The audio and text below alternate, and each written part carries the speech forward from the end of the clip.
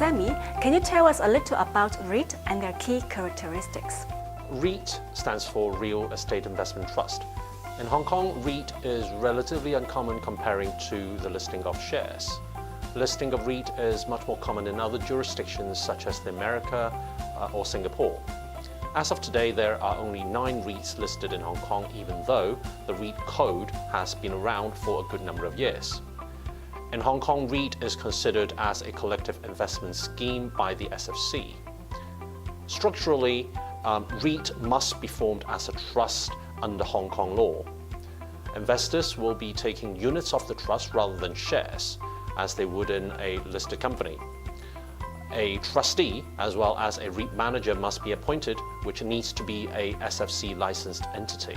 There are rules that a Hong Kong listed REIT must invest primarily in real estate, with at least 75% of that investment generating recurring rental income. REITs can own many types of commercial real estate, ranging from office and apartment buildings to warehouses, hospitals, shopping centers, hotels, as long as they generate recurring rental income.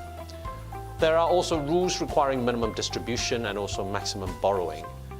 A REIT must distribute not less than 90% of its audited annual net income after tax each year as dividends, and its maximum borrowings must not exceed 45% of its total gross asset value.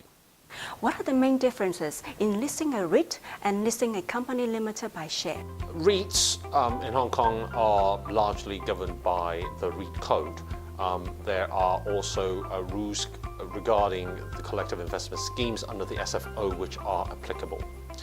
The Hong Kong listing rules are also applicable, but only to a much lesser extent. REIT itself needs to be approved by the SFC.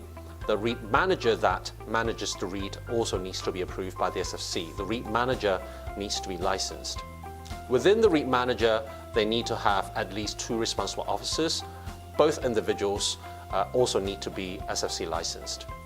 The vetting process for listing a REIT in Hong Kong is predominantly done by the SFC. There are actually quite a lot of similarities between the process to list a REIT as compared to listing a company in Hong Kong. What are HDRs?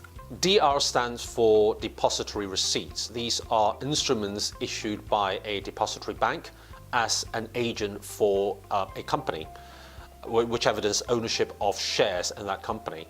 HDRs, the H stands for Hong Kong, so HDR stands for Hong Kong Depository Receipts. Conceptually, they are very similar to the much more commonly traded ADRs, which stands for American Depository Receipts, which are listed on American stock exchanges, and GDRs, Global Depository Receipts, which are listed on other stock exchanges such as Frankfurt and Luxembourg.